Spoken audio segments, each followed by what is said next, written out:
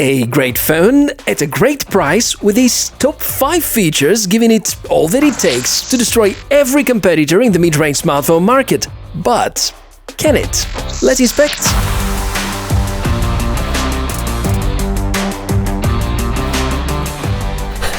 So, here we go again. Nice to meet you guys and girls.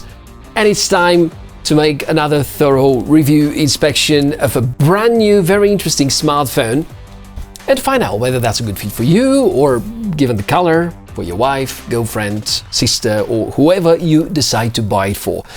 I have to admit that this time Xiaomi managed to knock down my wildest dreams about crazy naming, because the name of this phone is Xiaomi 11 Lite 5G NE, and I'm not kidding. Now go ahead and tell me that Jacques-Claude Van Damme's name is really difficult to remember, not at all. But here, actually, the name makes pretty good sense, because that's the new edition of the already released Mi 11 Lite 5G. That was a few months ago, which I didn't really thoroughly test for you, but now we have the chance to. New and fresher colors, slightly redesigned internals, because Xiaomi managed to integrate the slightly better Snapdragon 778 and made a few other software tweaks, which we are going to cover in this review. And overall, this episode is about the top 5 strengths of this smartphone. And at the very beginning, here's a disclaimer. This video is not sponsored by Xiaomi. However, I got this unit for free prior to the launch, so I had the chance to test it for a couple of weeks already. And I'm ready to share my impressions. This video has not been reviewed or approved by Xiaomi and represents my genuine thoughts. So, as usual, I'm gonna point to both the strong and the weak sides. First, top quality, and in order to speak about the design, let us see the overall package. So here we go, unboxing again. It's always a great opportunity to take a look at the box of any smartphone. I'm usually curious, so are you as well probably, and unboxing tech is always an extra pleasing task. We have the usual look in assembly, good quality box, but nothing spectacular so far, starting with the papers. Then a protective case, nice to see it's included, you know, safety always first. There also is a USB Type-C to 3.5mm conversion, and here comes the phone itself. I never had the chance to review the previous Lite edition myself, but look at this! Don't you think it looked gorgeous? Comment below and let me know what you think of this new design and color. There are, by the way, 4 different colors, might vary depending on your region, so you might be able to choose between truffle black, bubblegum blue, peach pink, and the snowflake white. Very elegant colors. Other than that, the body looks the same as the Mi 11 Lite series, with the different colors, of course.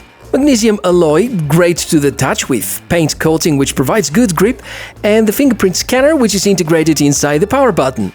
Last important unboxing highlight, but not least, that's the availability of a charger, mentioning it because lately some smartphone makers prefer to not include such one. The phone is extremely slim and is also lightweight, only 6.81mm thick and just 158 grams.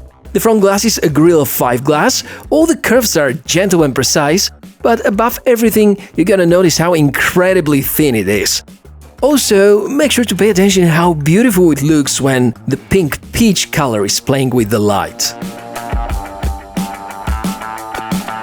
As a major disadvantage here, there is apparently no headphone jack on the top or on the bottom, so you gotta use this USB Type-C to 3.5mm conversion, and despite the fact that there is no headphone jack, we only have IP53 waterproof rating, meaning that it's just dust and splash proof, and to be on the safe side, I really would keep it away from water.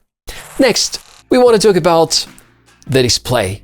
It's rocking a 6.55-incher 90Hz AMOLED panel. Here the focus comes on the Dolby Vision and the HDR10 Plus support, guaranteeing accurate color representation and colors to truly enjoy when reviewing content online or playing games. It's true that it wouldn't rock flagship refresh rate with its 90Hz, knowing that some phones come with 120Hz or even more, but clearly the qualities of the display are there. And since the focus is rather on aesthetics and not gaming, it's a great balance in my opinion. In fact, gameplay is great and Xiaomi did great job with the optimizations so that most games can utilize the full display capacity when needed.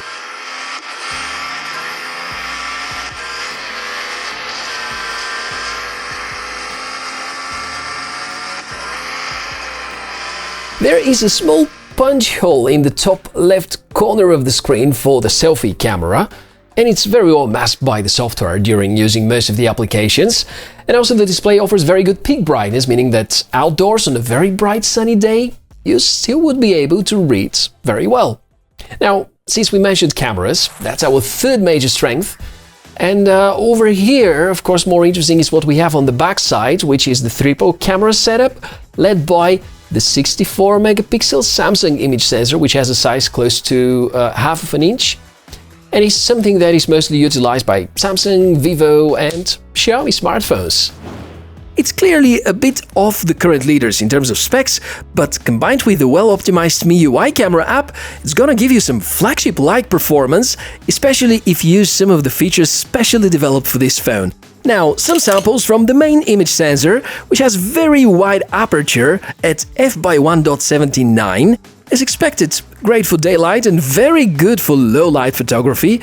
You can have the confidence that most of your photos are going to look great and get a lot of light and awesome processing. As expected, the night photo mode is very good, doesn't fall much behind the likes of Mi 11 Ultra for instance, good focus on video, however a disadvantage is the lack of optical image stabilization, which you're going to miss mostly in case you film at dark or indoors.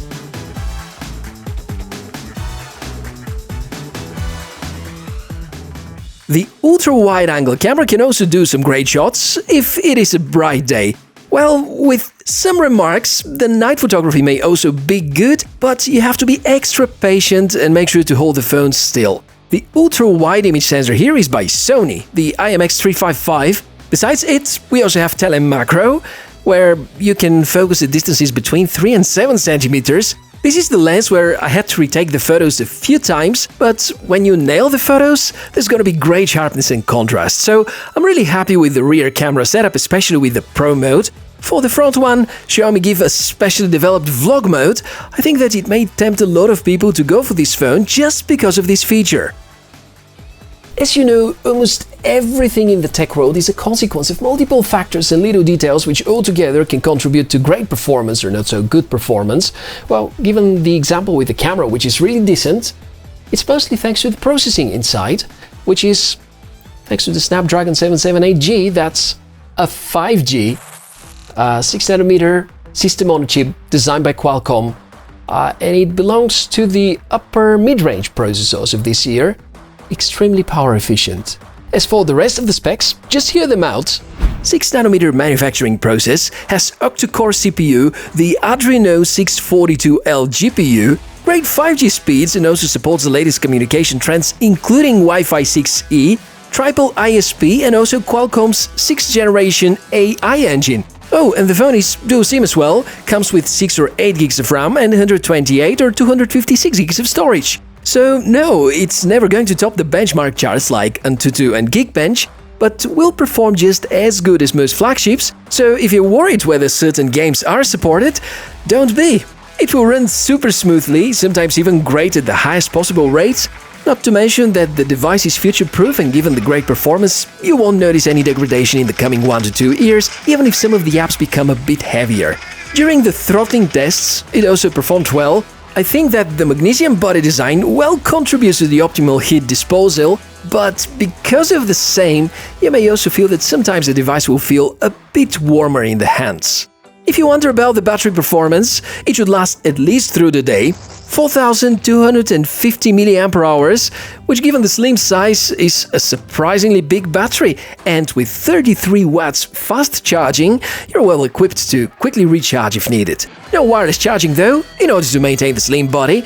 As for screen on time, depends on how you use it, may give you more than 6-7 hours screen on time at low brightness and Wi-Fi, but in dual SIM mode, bad reception and playing games, it's probably gonna be twice less. Fun fact, thanks to the balanced operation of the CPU, the battery endurance with this phone may be better even than the Mi 11 Ultra with its larger battery. Now, top quality number 5, and if we put things side by side with most of the decent mid-rangers and flagships this year, $370 sound like a great deal, being less than OnePlus Nord 2 series, a bit more expensive than the Redmi Note 10 Pro series without 5G, so there seems to be a lot to like about the Mi 11 Lite 5G NE, with highlights being put on the elegant design, the 10-bit Dolby Vision display, the flagship-grade camera setup, the performance, and, as we just mentioned, the price. Last year, I believe the Mi 10 Lite series have remained somewhat underrated. This year, however, the new edition of the Xiaomi 11 Lite 5G shows that this line is here not only to stay, but also to strengthen its leading positions in the mid-range sector, and I can totally recommend getting this phone over others because of these top 5 strengths. So I really hope that this video was helpful, and now you can decide whether this smartphone is the right fit for you or your wife or girlfriend, well, given the color here. Although you do have some pretty cool colors for gents, but given the slim form factor, I think that's going to be a perfect match for most of you, dear lady viewers. Now, question for you. Would you like me to thoroughly test the camera and put it side by side with another mid-ranger or maybe flagship? Comment below and I'll see what I can do about it. If you have any follow-up questions, again, we'll catch up in the comment section. A link to the product with possibly a discount is in the description below this video, and thank you so much for staying with me until the end, and it would be so much appreciated if you can support the channel in any form that you can. Maybe you can subscribe, you can hit the like button, you can share the video with friends, do something good for me. Thank you so much in advance, and thanks a lot for being part of this tech journey. See you soon. Bye.